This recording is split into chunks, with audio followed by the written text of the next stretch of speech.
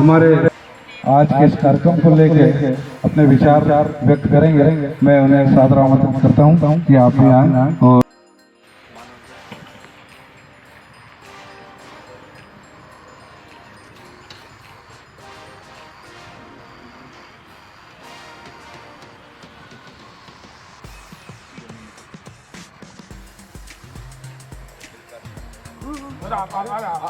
अरे सुनिए तो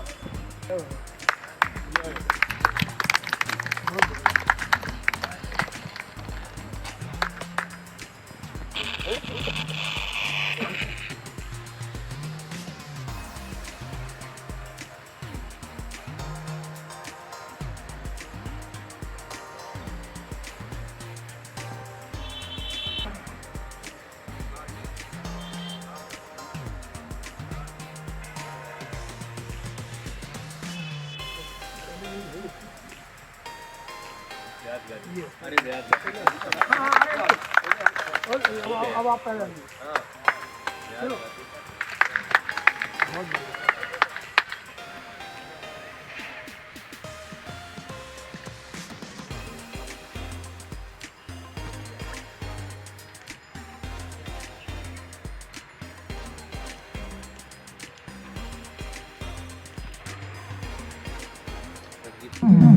ये हमारे हम तीन अर्थात जैसा मैं हूँ एकदम पूरी सारी प्रक्रियाएं हर जीव में और आप में है।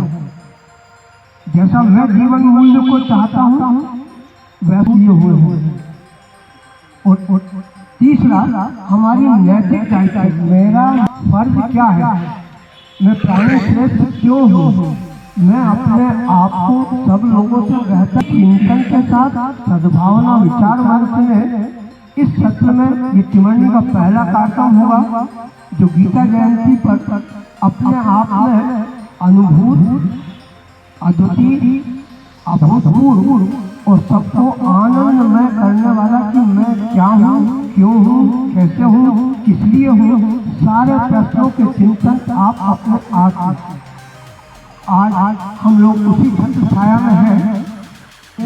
एक संस्कार का एक अनुपम भरा है जिसमें से हम बहुत सारी चीजों को निकाल करके अपने आप को इस संसार में बेहतर बना सकते हैं। क्यों ना मैं कर्ता बनूं, क्योंकि जब हम लोग पढ़ाते हैं तो कर्ता मैं ही होता है, संज्ञा में जाता है, वह हमारा कर्तार है। और वह में दो चीजें हैं। जब अपन लोग ढाई आखर में जाते हैं, ढाई आखर एक और आधा, एक वह परमात्मा जो पूर्ण है, एक यह सृष्टि जो पूर्ण है, और एक मैं आधा अर्थात एक और दो और अर्थात ढाई।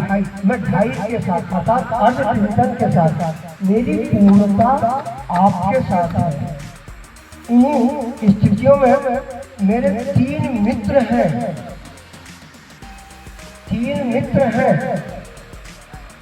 एक मित्र जो साक्षात अभी हमारे साथ है, सूर्य देव।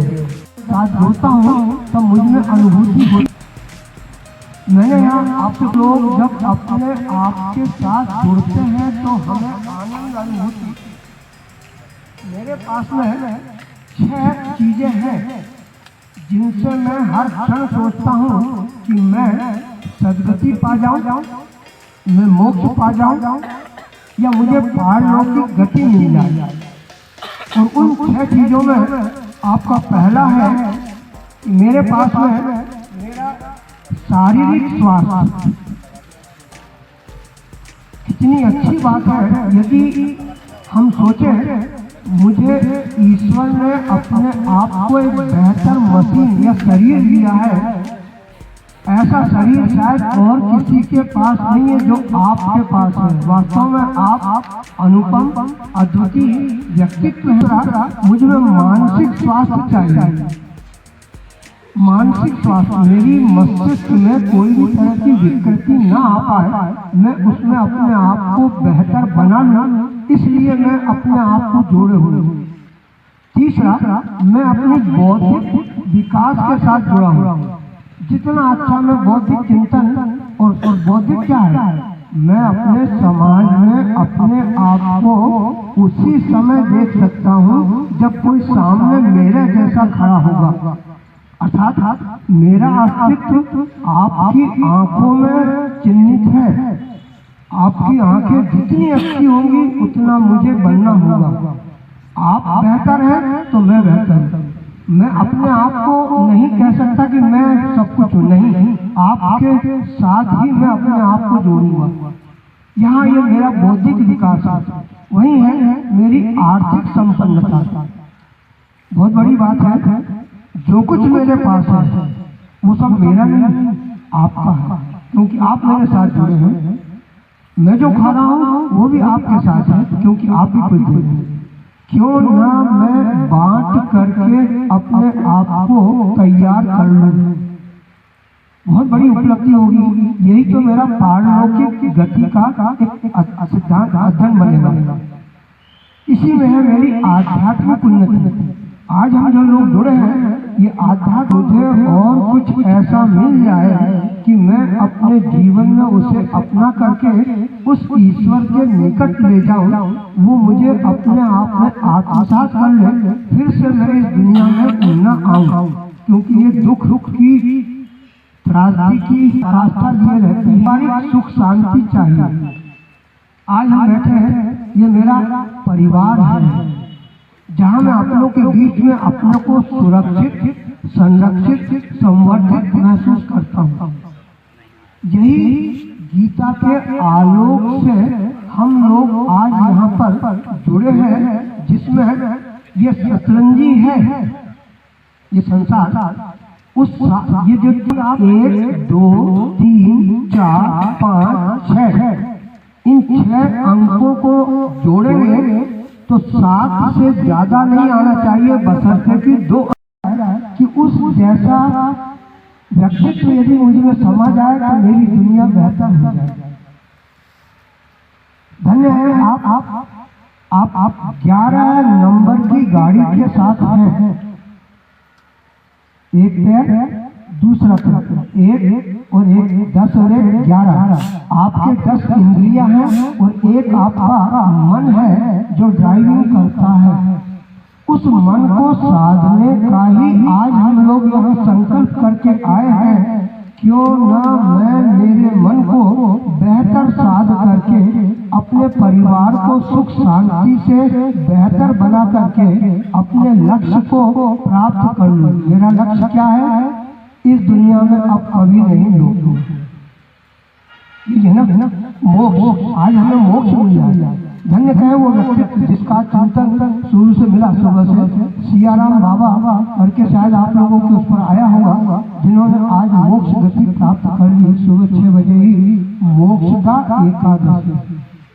हर व्यक्ति यही चाहता। संसार में अंत में कुछ नहीं है, अंत में सब कुछ है, यही सोच। यहाँ आत्मनिर्भर का एक चिंतन आया है भगवान श्री कृष्ण के सोच में कि अहम ब्रह्मास्मि, मैं ही सब कुछ हूँ।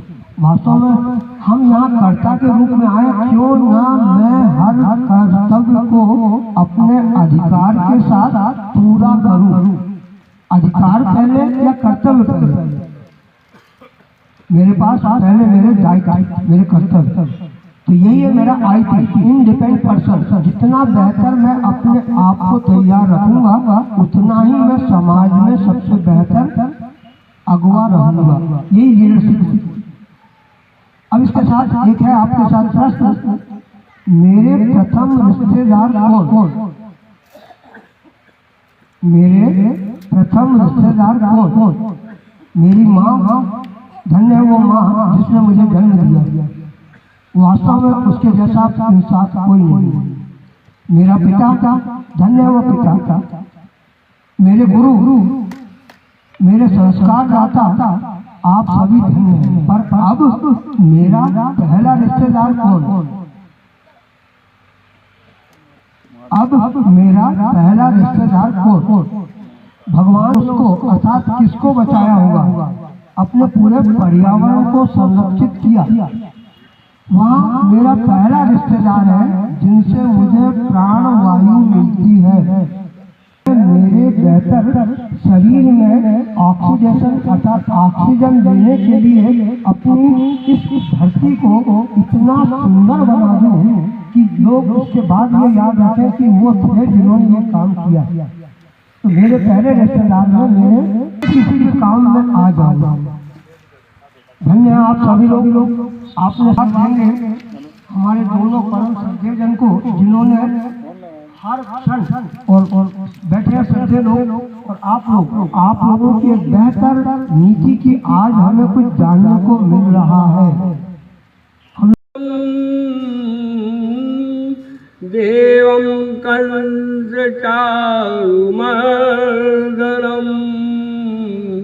देवकी परमानन्दं कृष्णं वन्दे जगद्गुरु। श्रीकृष्णाय वासुदेवाय हरे परमात्मने प्रणत क्लेश नाशाय गोविंदाय नमो नमः। शान्तम् करुणाकरं रघुवरं भूपालचूडामणिम्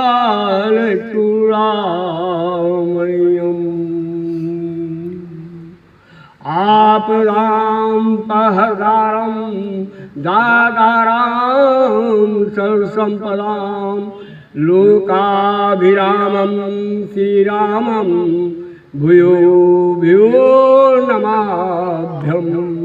रामाय रामभद्र कितना समृद्ध जिसकी कल्पना भी हम नहीं कर सकते, आज के वैज्ञानिक भी नहीं कर सकते।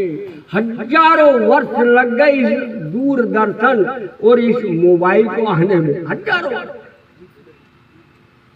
लेकिन आधार यही अध्यात्म विज्ञान, आधार यही है। ये सनातन धर्म में हमारे जो इतनी महत्वपूर्ण जानकारियां हैं जिससे विज्ञान आज उन्नत हो रहा है, यही मान। जब संजय धृतराष्ट्र जी को वो आंखों देखा हाल कुरुक्षेत्र का बता रहे थे कि मेरा रथ दोनों सेनाओं के बीच ले जाकर खड़ा करे,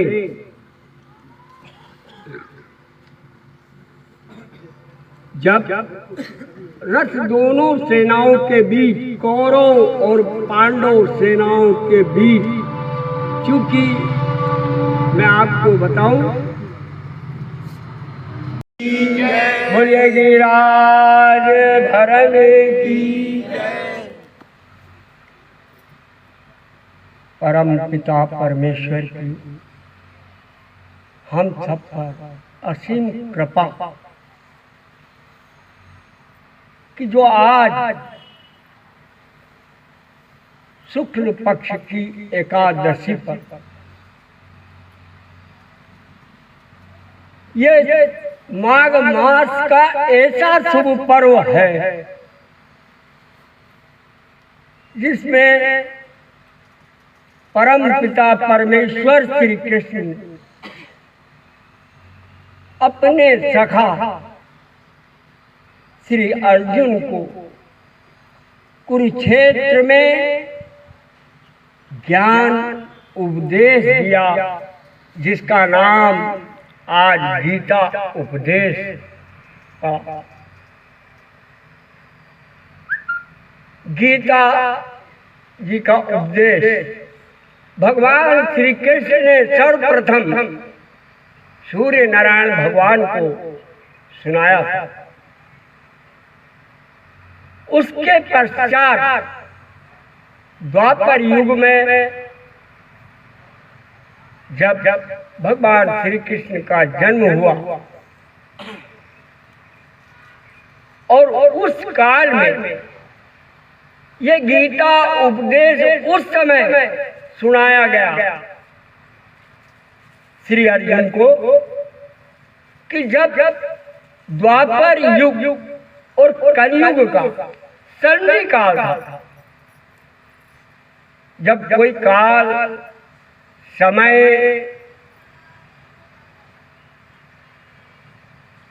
आपस में बहुत निकट समय आता है, उसे संधि काल कहते हैं। तो द्वापर युग बदलने वाला था, कलयुग का सामना उस समय राजा परीक्षित से हुआ था।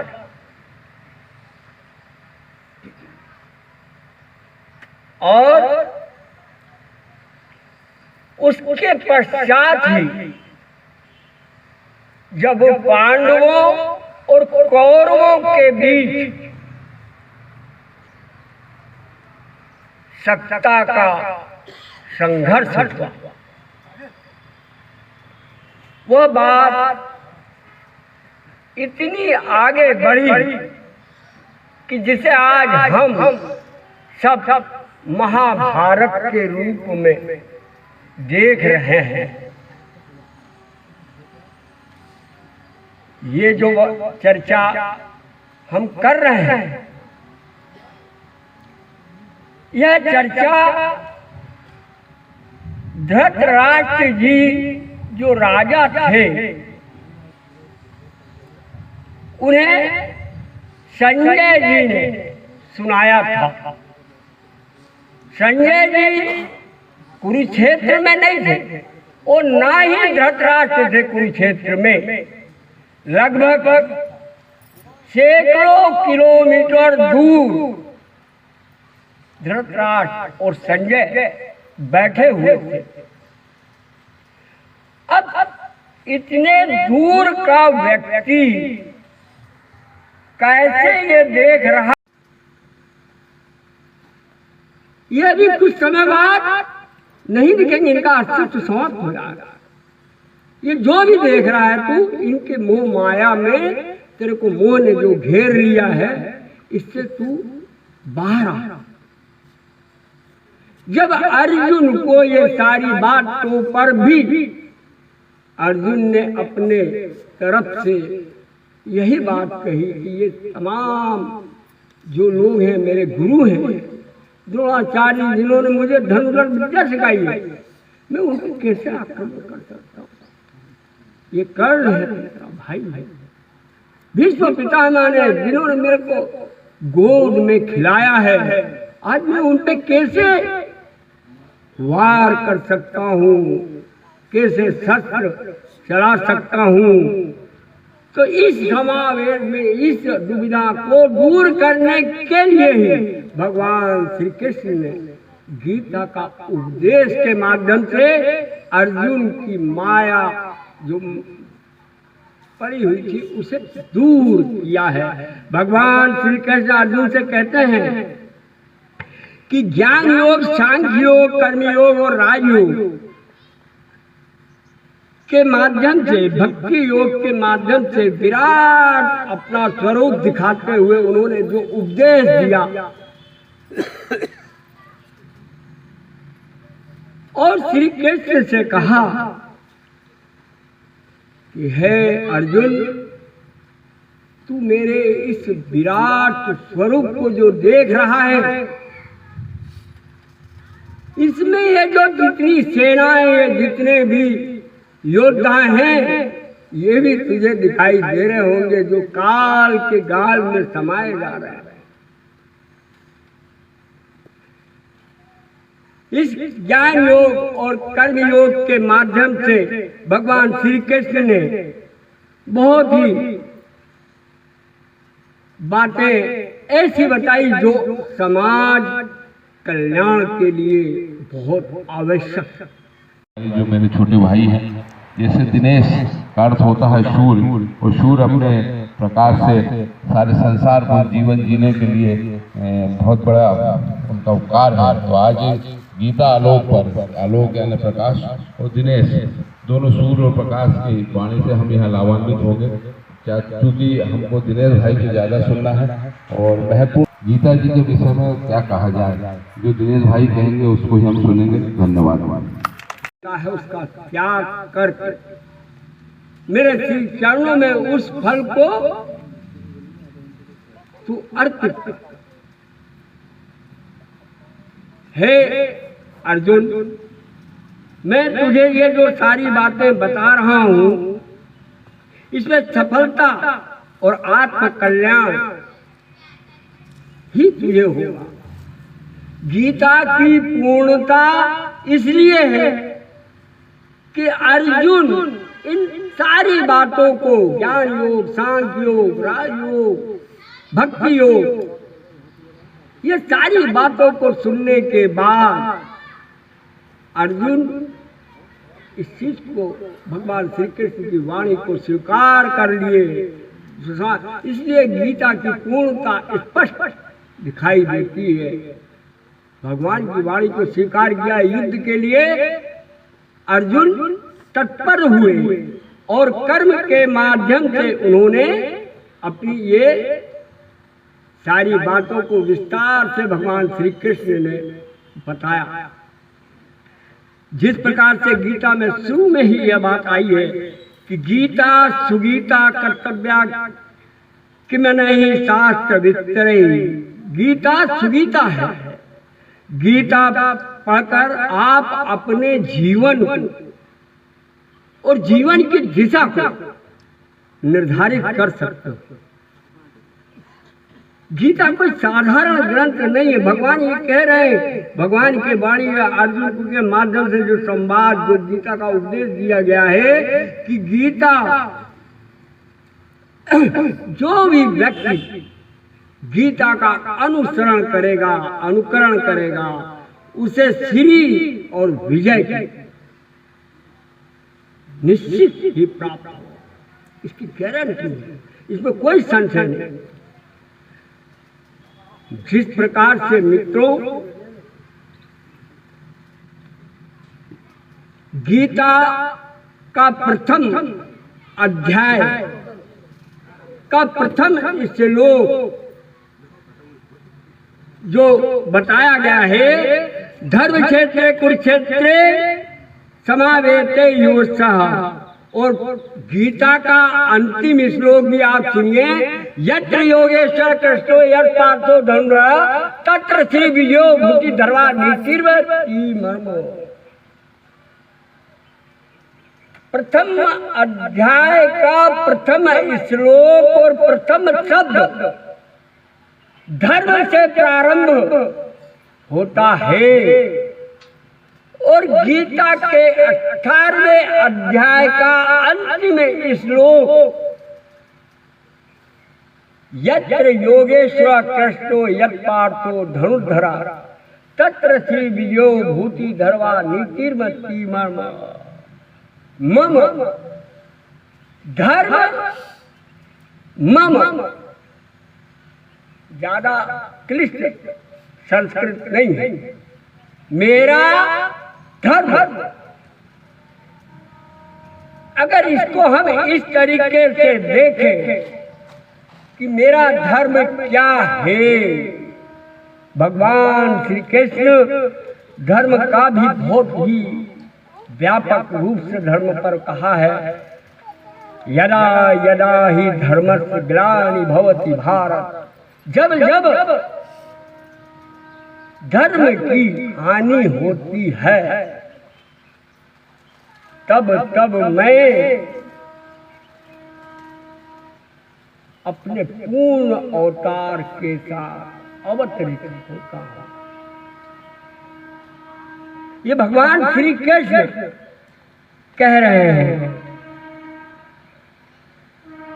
कि गीता में जिस तरीके से बताया गया, एक बड़ी महत्वपूर्ण बात मैं आपको बता रहा हूँ, शायद आप लोगों को मालूम है तो फिर भी आपको जानकारी के लिए बता कि गीता में जो बताया गया है, महाभारत जो हुआ उसको फल प्राप्त नहीं होता, और वो ये मानता कि ये सब ठीक नहीं है। जब किसी व्यक्ति का मजबूत संकल्प, दृढ़ विश्वास अटूट नहीं होगा, तब तक उससे मन मानसिक रूप से फल की प्राप्ति नहीं होगी। जब तक आपका समर्पण प्रभु के श्री चरणों में न हो तब तक आप कुछ भी करेंगे तो वह मन से होना चाहिए। जिस प्रकार से मन आपका, इसलिए आप भक्ति करते हैं, कुछ करते हैं तो आपका मन चलायमान रहता है। जैसा कि आप जानते हैं कि मनुष्य 5 कर्म इंद्रियां हैं और 5 ज्ञान इंद्रियां हैं और वृत्ति मन की है। और जब मन व्यक्ति का स्थिर नहीं होता तो उसके हर काम में विघ्न आते हैं। माया घेर लेती है, मोह माया घेर लेती है। मन के इस घोड़े को आपको कंट्रोल करना पड़ेगा, नियंत्रण करना पड़ेगा। आप अपने इंद्रियों को किस तरीके से नियंत्रण कर सकते हो? गीता में बताया है कि कछुआ जो होता है एक प्राणी, जल का प्राणी है कछुआ। कछुआ ये गीता में आया है, ये मैं अपनी तरफ से, कछुआ जिस तरीके से अपने शरीर को अपने में ही समाहित कर लेता है, ऐसे ही हमारे जो विचार उठते हैं, भोग विलास या अन्य,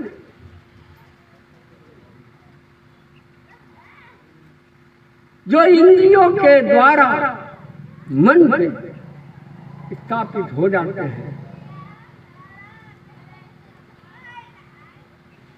आप उसी तरीके से अपने इंद्रियों को वश में जब करेंगे तो निश्चित है कि आप जो भी भक्ति करोगे, जो मांगोगे ईश्वर से, भक्ति भी क्या होता है, निष्काम होती है और एक सकाम होती है। प्रभु की भक्ति जो भी करते हैं यही भाव लेकर करते हैं और फल तो निश्चित है। चाहे निष्काम से भी करोगे तो पर भी आपको फल मिलेगा और सकाम करोगे तो पर भी फल मिलेगा। क्योंकि कर्म पर विश्वास रखो और ईश्वर पर आस्था, कितना भी मुश्किल वक्त क्यों ना हो, निकलेगा जरूर रास्ता। कितना भी मुश्किल वक्त, जब अगर भक्ति निरर्थक नहीं जाती, प्रभु की भक्ति निश्चित है कि व्यक्ति को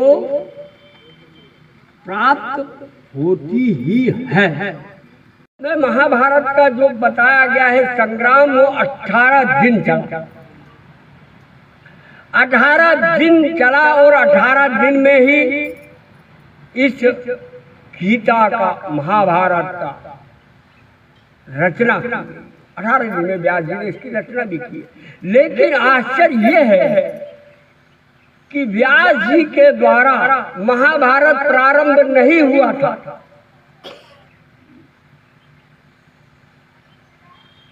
उसके पहले ही महाभारत का वर्णन, महाभारत गीता का उद्देश्य उन्होंने वर्णित कर दिया कि ये घटना होगी। व्यास जी बहुत दिव्य दृष्टि ऋषि मुनि थे कि जिन्होंने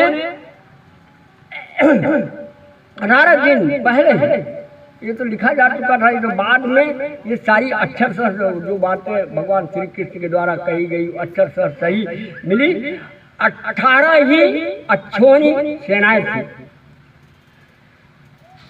दोनों की मिला के 18 अक्षौणी, यानी करोड़ों की तादाद में सेना थी दोनों महाराज, एक दो नहीं थे। और अंत में 18 ही व्यक्ति बचे थे इस महासंग्राम में, और इसके सूत्रधार भी 18 ही थे। अब 18 में बार बार जो कह रहा हूं, 18 का मतलब होता है 8 और 1 9। 9 एक ऐसा अंक है जो पूर्ण अंक कहलाता है, जो मंगल अंक कहलाता है, जो शुभ अंक कहलाता है, और ये अंक मंगल ग्रह का स्वामी भी है। या आपको ये 18 हमारे गीता में अध्याय भी 18 है और श्रीमद् भागवत में 18,000 ही श्लोक महाराज। एक व्यक्ति द्वारा ये पूछा गया दिनेश भाई, यार आप तो प्राय भागवत सेवा समिति से जुड़े हुए हो, आप तो जानते हो कि भागवत और ये बात एक हमारे परम मित्र है जिनकी दुकान पर एक हमारे मित्र ने ये चर्चा की मुझसे, मैं वो निश्चित अवगत कराऊंगा आपको।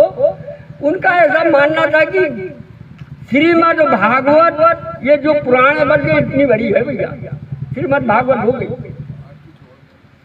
उन्हें ये ज्ञान नहीं था। और ऐसा नहीं, हमारे सनातन धर्म के मानने वाले क्षत्रिय थे। मैंने कहा यार आपको कौन ने बताया? अरे बोले आपको नहीं मालूम। मैंने कहा ठीक है, फिर भी आप एक काम करना, आप जहाँ रहते हैं, जिस स्थान पर रहते हो वहाँ कोई ब्राह्मण निश्चित होगा, वो बताएगा आपको कि भागवत जी 4 पन्ने में है, ऐसा आपका ये आपके लिए जानना बहुत जरूरी है। उस पर बहस भी काफी किया था, उस व्यक्ति के द्वारा बहस हमसे हुई थी। और श्रीमद् भागवत में अंतर ये है कि भगवान श्री कृष्ण ने श्रीमद् भागवत की कथा में क्या किया है ये वर्णन किया गया है, और श्री गीता में क्या कहा गया है ये वर्णन मिलता है। गीता जी 18 अध्याय में 700 श्लोकों के साथ कही गई है, उपदेश दिया गया है। इसीलिए हम उसमें यदि अगर 12वां अध्याय जो भक्ति योग है, जिसमें बहुत कम श्लोक है, मात्र 5 मिनट में आप लोग पढ़ सकते हैं, वो अति महत्वपूर्ण है, अति महत्वपूर्ण है। यदि आप उनसे प्रेरणा लेंगे 12वें अध्याय से, तो आपकी निश्चित है भगवान श्री कृष्ण के चरणों में लगन अवश्य हो।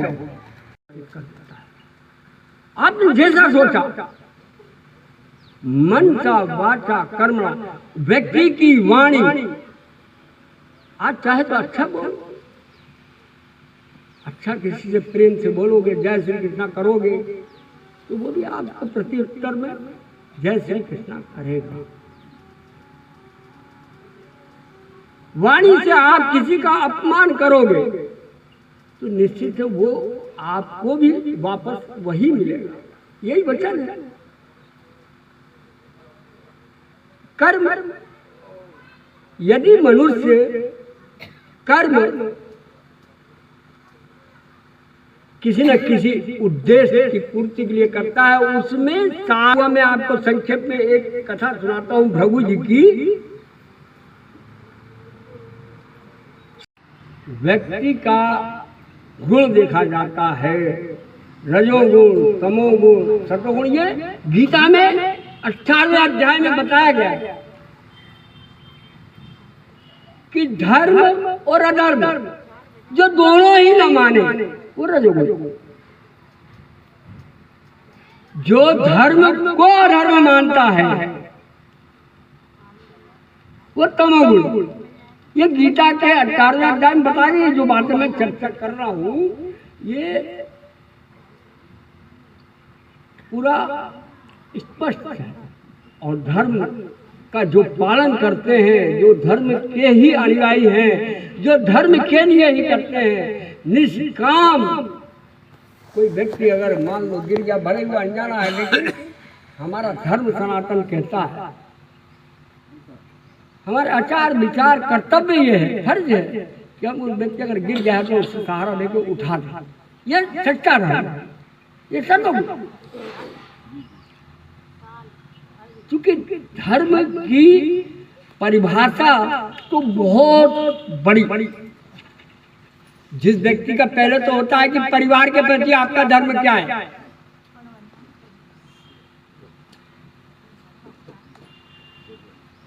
परिवार में जो संबंध है उनके प्रति आपका क्या धर्म है? पति का धर्म पत्नी के प्रति क्या होना चाहिए?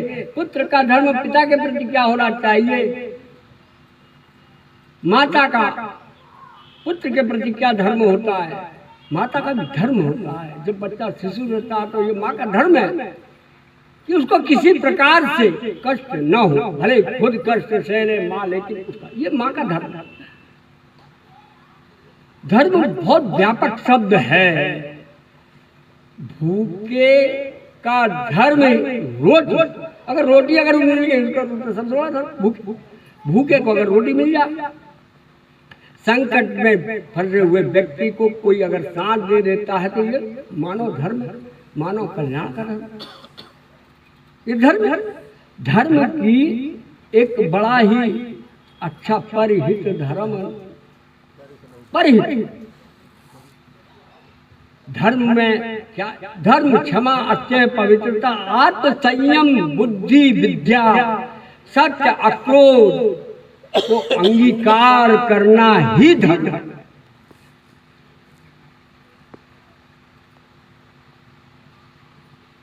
ये धर्म है। धर्म क्षमा, अत्यय, पवित्रता, विद्या, संयम, सत्य, इनका हम अनुसरण अंगीकार करें अपने जीवन में। ये मानव का ही धर्म, ये मानव ही कर सकता। बाकी क्योंकि प्रकृति का बड़ा विराट स्वरूप जो प्रभु ने बताया था कि भाई ये पूरे संसार प्रकृति जिस स्वरूप में है उसको ये बताया था भगवान ने।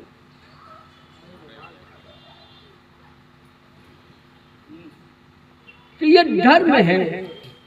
मनसा वाचा कर्मणा की जो चर्चा चल रही थी, मनसा वाचा कर्मणा में ये बात फिर सिद्ध हुई कि सबसे पहले अगर किसी की पूजा हो तो वो है श्री नारायण,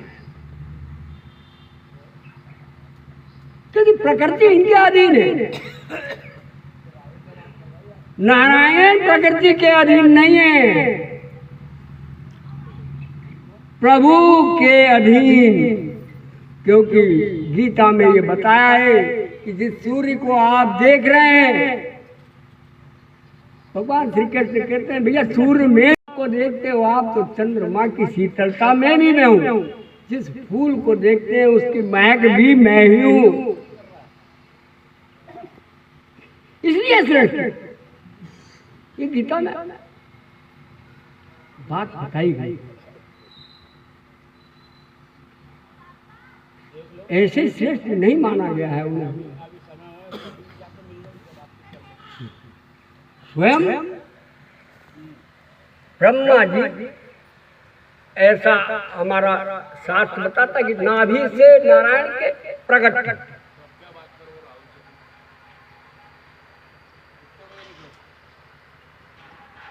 तो जो मनसा वाचा कर्मणा के आधार पर उन्होंने निर्धारित किया, तब से आज तक हमने सबने ये माना कि नारायण ही श्रेष्ठ है, श्री कृष्ण ही श्रेष्ठ हैं। श्री कृष्ण के अलावा और कोई श्रेष्ठ नहीं है। वात्स्यायन ने भी यही कहा है। वात्स्यायन ऋषि का नाम बता रहा हूँ। उन्होंने सबसे बड़ा धर्म क्या माना? मनसा वाचा कर्म। उन्होंने ये धर्म माना है। गौतम ऋषि ने अभ्युतम और निःश्रेय को माना धर्म। कबीरदास जी कहते हैं कबीरा सोई पीर है जो जाने पीर, जो पर पीर न जाने सो का पीर बेपीर। वो काफी बेपीर सरस धर्म नहीं। दूसरे का हित करने से बड़ा कोई धर्म नहीं। आत्म कल्याण के लिए तो पूरा संसार, एक जीव जंतु भी है ना अपने आत्म कल्याण के लिए लगा हुआ है बाबा। मनुष्य ही एक ऐसा है। इसमें दो बातें आएंगी आपको बताऊंगा। दोनों तीनों गुण आएंगे और ये तीनों सूत्र आप ध्यान। सरस्वती नदी पर एक यज्ञ का आयोजन हुआ। सारे ऋषि मुनियों ने ये विचार किया कि सबसे पहले किस देव की पूजा की जाए, ब्रह्मा की जाए, विष्णु की जाए या शंकर भगवान की जाए। इस पे बड़ा संशय हुआ, बड़ा मंथन हुआ, बड़ा चिंतन हुआ आपस में उनके। इस पे बड़ी विवाद की स्थिति बनी, क्योंकि आप हम के सबके इष्ट अलग हो। कोई हनुमान जी को मानता है तो कोई राम जी को मानता है, कोई शंकर जी को मानता है, रहता है भाई। जिस व्यक्ति को जिस डॉक्टर के यहाँ लाभ हो गया तो वो तो उसी डॉक्टर का गुणगान करेगा ना भैया। ऐसा ही हर ऋषि मुनियों का अपना अपने इष्ट अलग अलग थे, इसलिए ये स्थिति नहीं हुई। अब ये सारी विवाद जब हुआ तो ऋषियों ने निर्णय किया भैया इसका निर्णय फिर कौन करेगा। तो बोले भैया एक काम करो, ब्रह्मा जी के पुत्र भृगु जी उनको अपन अधिकार करते हैं, ये है इसका निर्णय अपनों को लाकर सुनाएंगे। भृगु जी को निर्धारित किया गया और उनको ये कहा गया कि जाइए आप इनमें तीन में श्रेष्ठ कौन है। आज जैसा बताएंगे वैसा हम स्वीकार करें। आपकी बुद्धि की ये बुद्धि की परीक्षा।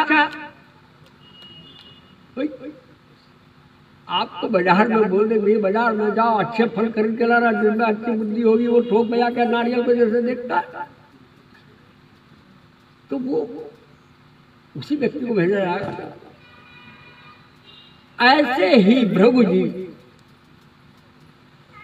सर्वप्रथम बड़ी सभा में ब्रह्मा जी बैठे हुए थे, वहां जाते हैं भृगु जी, चूंकि उनके पिता हैं वो सीधे जाते हैं, ना उन्हें नमन करते हैं, ना अभिवादन करते हैं, ना कोई बात करते हैं, और ऐसे गए और ऐसे आ गए। उन्हें बड़ा बुरा लगा पिता को कि भरी सभा में मेरा पुत्र आया, ना मुझे नमस्कार किया, ना मुझे नमन किया, और ना ही अतिथियों की तरफ जो बैठे हैं उनकी तरफ देखा कैसा। तो उन्होंने मन ही मन जो है उनके प्रति, प्रभु के प्रति उनके विचार उठने लगे, बोल नहीं पाए। बड़ी सभा में क्या बोले। जब ये हुआ उसके बाद वे सीधा भृगु जी बाहर निकले और चले गए शंकर जी भगवान के पास। शंकर जी ने जैसे ही देखा भृगु जी को तो वो दौड़कर आलिंगन करने के लिए दौड़ते हुए भृगु जी के पास आने लगे। तो भृगु जी ने कहा, हे भोलेनाथ, ये तुम लपेटे हुए हो दुनिया भर की राख और शमशान की, और मुझे अशिष्ट मत करो, आप दूर खड़ो। अब भोलेनाथ को कहा इतनी तेज हो रही थी कि भृगु जी ने जो बोल रहा था बोल, आलिंगन नहीं किया, केवल एक शब्द कहा भृगु जी ने, और शंकर भगवान को क्रोध आया। वहीं पर माता पार्वती बैठी हुई थी सती, उन्होंने बड़ा विनय किया, अरे ये ब्राह्मण पुत्र है, आप क्रोध में इस तरीके का ना करें। अरे मैं तो मेरे अतिथि के रूप में उनका स्वागत, अतिथि देवो भव, मैं तो उसी रूप में ब्राह्मण का स्वागत कर रहा था, लेकिन कैसा अनाप शनाप बात है। शंकर भगवान ने कही, पार्वती माता पार्वती ने शांत किया, और फिर वहां से सीधे भगवान विष्णु गौलोक में पहुंच गए। हे सागर में आराम कर रहे थे भगवान विष्णु, आराम कर रहे थे, आराम की निद्रा में। माता लक्ष्मी उनके पैर दबा रही थी, और ये जिस झरपट में न आवाज दे रहे, कोई सीधे घुसे अंदर। जैसे अन्न देवों के साथ दिया वैसे भगवान विष्णु के साथ दिए, नारायण के साथ सीधे घुस गए वो। अब भाई कोई आदमी एकदम से अगर हमारे घर पे आ जाए तो हम स्वाभाविक अगर लेटे हुए तो समय तो लगेगा उठने में। इतना भृगु जी को काटा, भृगु जी ने उठाया, एक लात उनके सीने में नारायण जी को मार, और वो भी उनकी पत्नी के साथ। आज अगर किसी की पत्नी साथ में हो और उसका कोई अपमान कर दे तो भैया निश्चित है, अगर उसके 100 किलो का अगर उसका वजन है तो अपने आप में 200 किलो तो हो ही जाएगा। पत्नी के सामने अपमान कौन सा करेगा? लेकिन नहीं, प्रभु नारायण जो पालनहार इस सृष्टि के हैं, वो प्रभु जी से पूछते हैं, हे ऋषि आपके चरण में तो कहीं चोट नहीं आई? आओ बिठा ले, चरण धुलाए, ब्राह्मण पुत्र हो, क्षमा करना, मैं एकदम से आपको देख नहीं पाया था, विश्राम कर रहा था, क्षमा करना। बस इतना कहा और भृगु जी उठे आसन से और प्रणाम किया, फिर नारायण भगवान को निकल।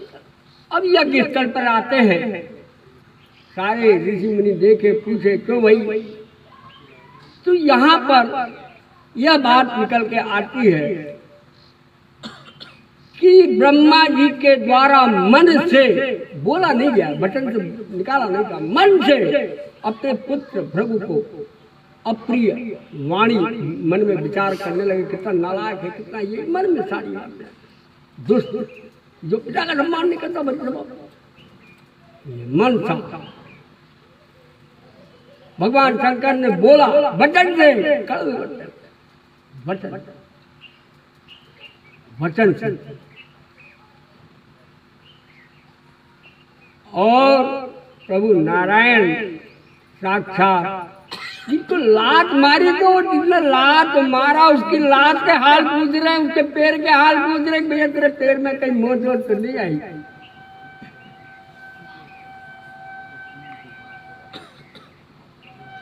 तो ये मनसा वाचा कर्म, उन्होंने कर्म किया, बैठाला भृगु जी। अरे आप बैठिए, आपके पांव देखते कहीं छोटे तो नहीं लगी, मेरे जी ने मारा। आज भी श्री नारायण के अगर आपने कहीं मूर्ति मिलती है, हमारे बगल में बहुत ही अच्छे मधु भैया बैठे हुए हैं, इन्हें मालूम है, ये गिरिराज जी के बहुत अच्छे भक्त हैं। और गिरिराज जी के वहाँ पे जब आप वृंदावन जाएंगे, जब मूर्ति लेंगे, तो आज भी हमारे प्रभु नारायण के पद बने हुए रहते हैं। आप किसी भी जो हमारे सारे लोग करते हैं, शायद है कि मालूम होगा कुछ लोगों को, हो सकता है उनको में मालूम नहीं है, तो मैं यहाँ से आपको कुछ चर्चा, 108 की चर्चा तो हमारी पहले भी हुई। 108 का अर्थ होता है कि पूर्णांक 9 जोड़ने पर आता है, जब पूर्ण हो गया, काम सफल हो गया, मतलब ये बहुत शुभ मंगलकारी अंक कहलाता है। ज्योतिष अंक, ज्योतिष में ये बहुत मंगलकारी है 9। लेकिन 108 गाने ही क्यों?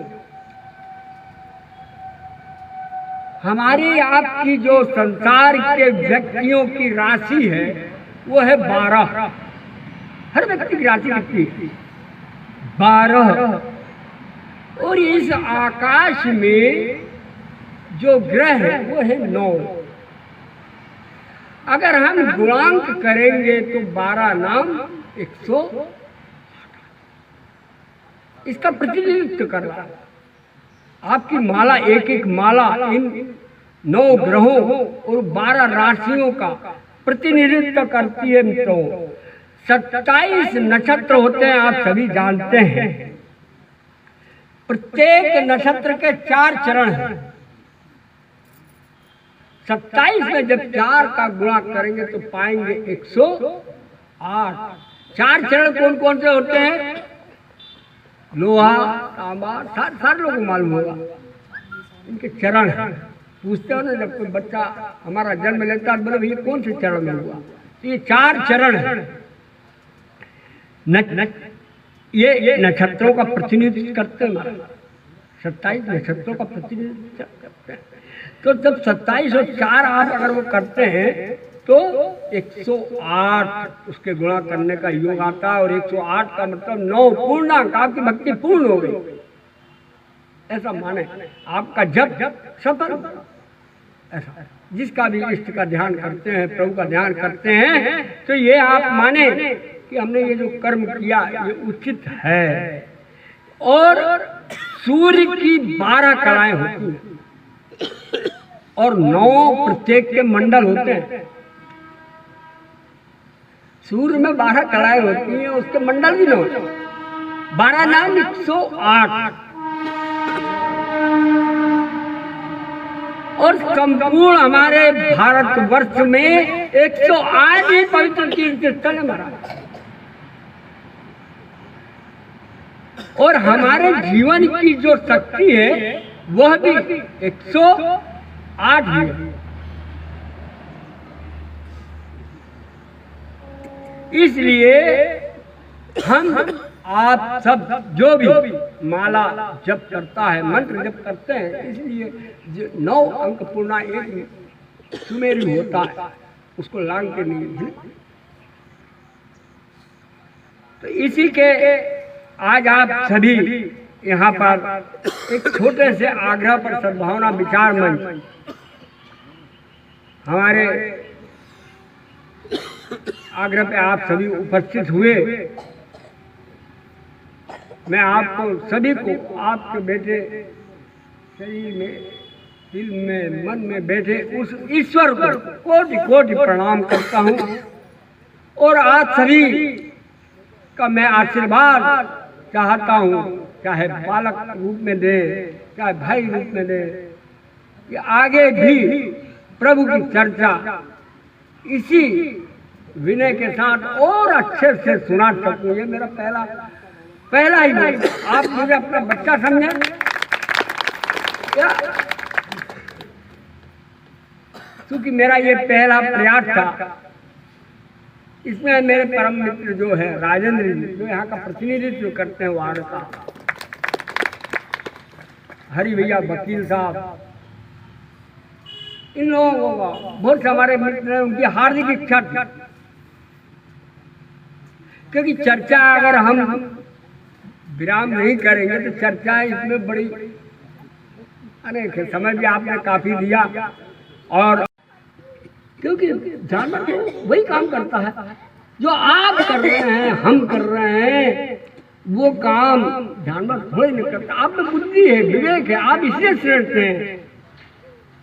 ये जो योनियां हैं इसलिए उसमें आप श्रेष्ठ हैं, इसलिए श्रेष्ठ नहीं है कि आपके 2 हाथ पांव दे दिए। क्योंकि आपको सबसे बड़ा अगर भगवान ने दिया है तो वो दिया है बुद्धि, ज्ञान, ये दिया है, इसलिए आप श्रेष्ठ हैं। तो हमें आपको ये निश्चित है कि अच्छे भगवान श्री कृष्ण के द्वारा जो समाज कल्याण के लिए गीता में बताया गया है उसके अनुरूप उनका अनुसरण करें। इन तत्वों की हम चर्चा जो कर रहे थे अभी, एक पंच तत्व जो हमारे शरीर में जिससे ब्रह्मांड सभी बना हुआ है, उसकी भी चर्चा हम निश्चित कर लें थोड़ी। रामचरित मानस पंच तत्व कहो तो अतिशयोक्ति नहीं होगी। रामायण पंच तत्व, गीता की चर्चा तो कर ही रहे हैं, रामायण की कैसे कि जब प्रथम बार हनुमान जी गए तो वायु मार्ग से गए, हमारे राम जी की सेना गई तो जल मार्ग से गई, और अंगद जी जब लंका पहुंचे और उन्होंने धरती पर जब पांव जमाया तो रावण से उठ नहीं पाया। धरती भगवान श्री राम ने जब रावण का वध किया तो वो बाण अग्नि का था, अग्नि। और जब विजय प्राप्त करके वापस लौटे तो विमान से आकाश मार्ग से आए। इसलिए रामायण ही जीवन है और जीवन ही रामायण है, ऐसा माने।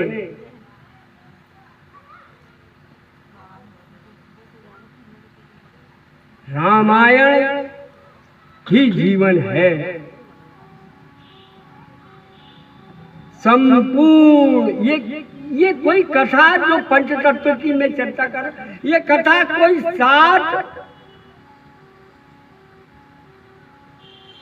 खंड है रामायण के, सबको मालूम होगा 7।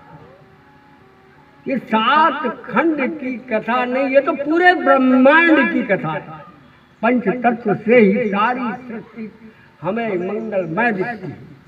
पंच तत्व नहीं है तो हम कुछ एक तत्व की भी कमी आ जाती है तो हम अस्पताल में भर्ती हो जाते हैं और उसके बाद देश से आराम हो जाता है। ये कहानी रामायण की नहीं, ये पूरे ब्रह्मांड की पंच तत्व।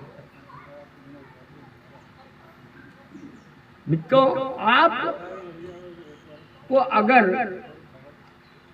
ये लगता है कि वास्तव में धर्म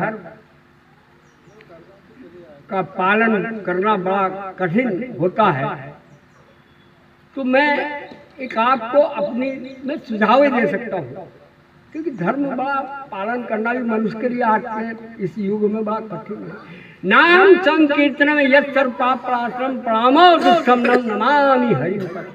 अरे कुछ नहीं कर सकते भैया अपन, तो कम से कम हम यहाँ बैठे हैं तो प्रभु का नाम मन में स्मरण जरूर कर सकते, इसमें कोई परेशानी नहीं है। कल युग केवल नाम आधारा, सुमरि सुमरि हुई नर निश्चित कल्याण।